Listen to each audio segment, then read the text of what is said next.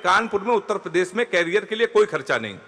आप 250 रुपए का कुर्ता लीजिए, 150 रुपए का सफेद पैजामा, 300 रुपए के सफेद जूते, 50 रुपए का काला चश्मा, 40 रुपए का गले में डालने वाला अंगोछा, और तैयार हो गया युवा हृदय सम्राट। कानपुर साहब अपने आप में बिल्कुल अद्भुत है। इतना अद्भुत है कि पूरे देश में आप चले जाइए, आप कभी जाइए पंजाब, आप कभी जाइए बनारस, बनारस रेलवे स्टेशन पर उतरिए तो वहां पर लिखा रहता है कि बनारस का पान आपका स्वागत करता है। आप कभी आगरा जाइए तो लिखा रहता है आगरा का पेठा आपका स्वागत करता है। कभी हमारे कोई कानपुर में आता है तो रेलवे स्टेशन पर लिखा रहता है रूपानी चप्पल आपका स्वागत करता है। तो मैं उसी कानपुर से हूं, एक बार ताली बजा दीजिए जोरदार।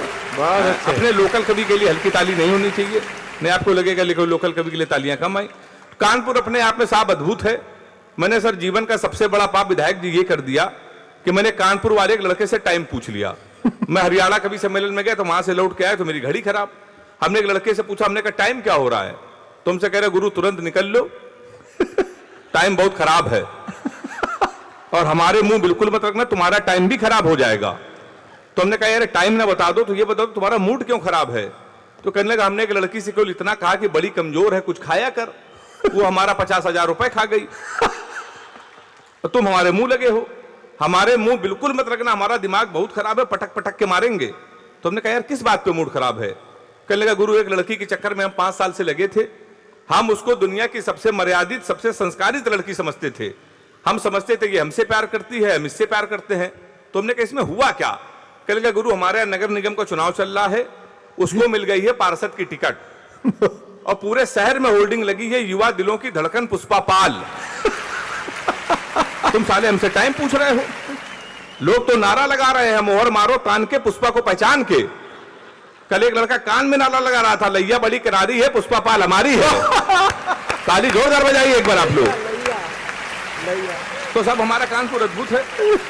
कानपुर एक ऐसा शहर है सर कि विधायक जी कैरियर बनाने के लिए यहाँ कोई खर्चा नहीं है। दिल्ली में जाइए तो दिल्ली के लोग अपने लड़के को डॉक्टर बनाते, लाखों रुपए का खर्चा।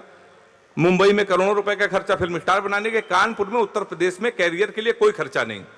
आप 250 रुपए का कुर्ता लीजिए, 150 रुपए का सफेद पैजामा, 300 रुपए के सफेद जूते, 50 रुपए का काला चश्मा, 40 रुपए का गले में डालने वाला अंगोछा, और तैयार हो गया युवा हृदय सम्राट। बैठे भी हैं हमारे विधायक जी। मैं प्रणाम करता हूं आपको। तो हमारा साथ कानपुर अद्भुत है।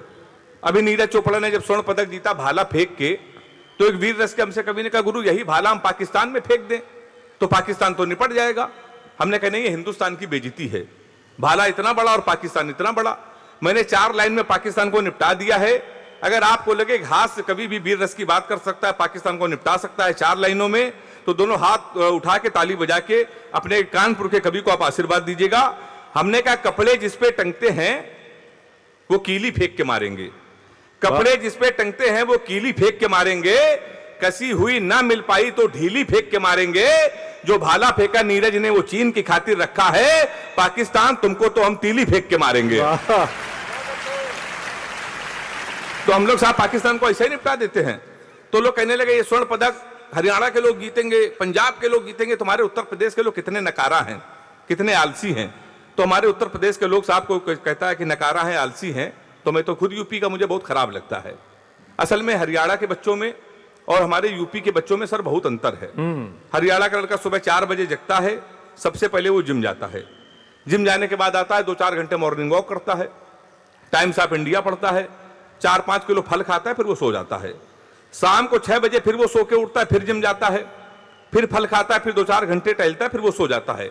कुल मिला के हरियाणा के बच्चे, पंजाब के बच्चे एक दिन में 4-5 घंटे जिम, 4-5 घंटे मॉर्निंग वॉक करते हैं। हमारे उत्तर प्रदेश के लड़के, खासतौर पे कानपुर के, सुबह 9:30 बजे सो के उठते हैं, वो भी तब जब उनका बाप उनको लतियाता है।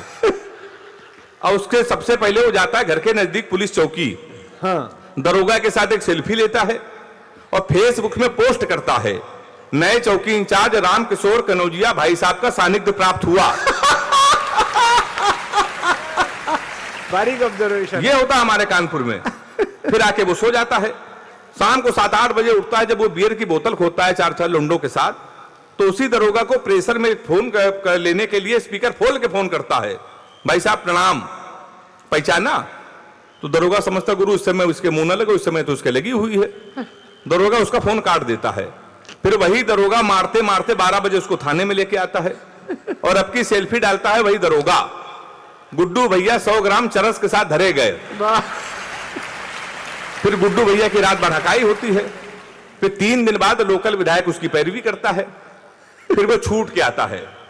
छूटने के बाद वो लेता है सेकेंड हैंड स्कॉर्पियो 1,80,000 की। फिर वो शहर का सबसे बड़ा भंडारा करवाता है। भंडारे में अगर गर्म पूरी ना मिली तो वो फिर गोली चलवा देता है। गोली चल चुकी होती तो फिर वो विधायक बन जाता है। विधायक बनने के बाद हमारे सामने बैठ के कवि सम्मेलन को सुन रहा। लेकिन ये आदरणीय महेश जी के लिए हम कह नहीं सकते। तो आपको प्रणाम करते हैं। हमारे तो आप संरक्षक हैं। हमारे विधायक सर बहुत अच्छे हैं, बहुत अच्छे विधायक हमारे हैं। कानपुर के अन्य जो दलों के विधायक हैं वो भी बहुत अच्छे हैं। अभी मोदी जी ने सफाई अभियान जब पूरे देश में कर रखा तो हमारे कानपुर में भी सफाई अभियान चल रहा था।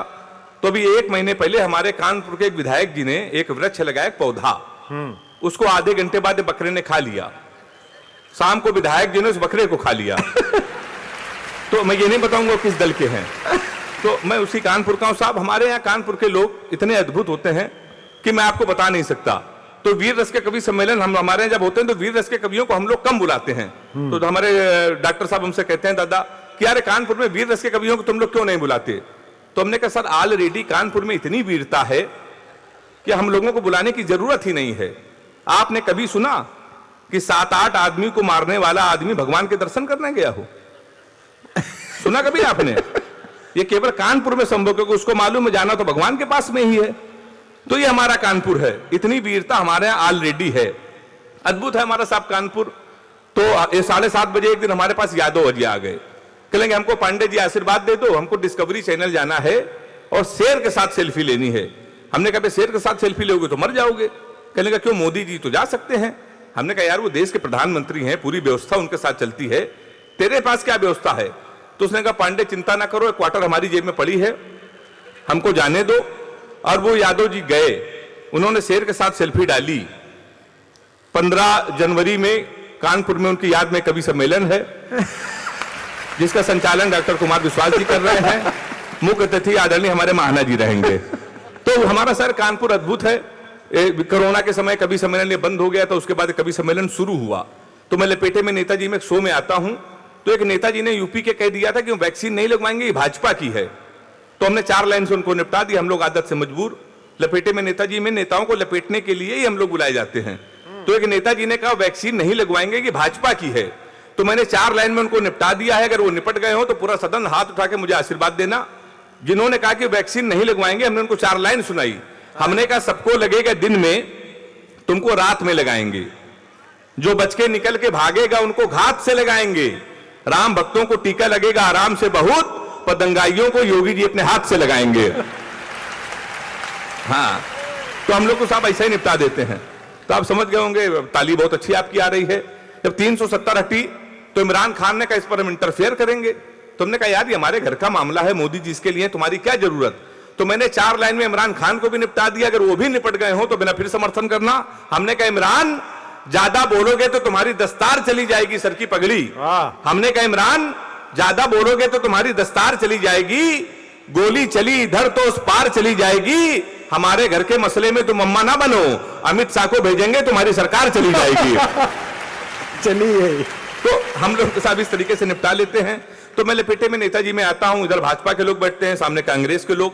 भाजपा वाले कहते हैं कि हमने 5 साल में बहुत कुछ किया, कांग्रेस वाले कहते हैं कि हमने कुछ नहीं किया। ये डिबेट हमारे घर पे चली आई है। मान लीजिए पत्नी अगर बीजेपी से है, पति अगर कांग्रेस का है, समाज में मजा आ जाए तो मुझे फिर आशीर्वाद देना। थी बीजेपी से, पत्नी बोली जून में चलो, जाने मन जल्दी हनीमून में चलो, अच्छे दिन आ गए हम डांस करेंगे, 4 साल हो गए रोमांस करेंगे। कांग्रेसी पति बोला हर हाल चलेंगे, जून में ही क्यों हर साल चलेंगे, जब 15 लाख अकाउंट में आ ही गए हैं, बुलेट ट्रेन से दोनों नैनीताल चलेंगे।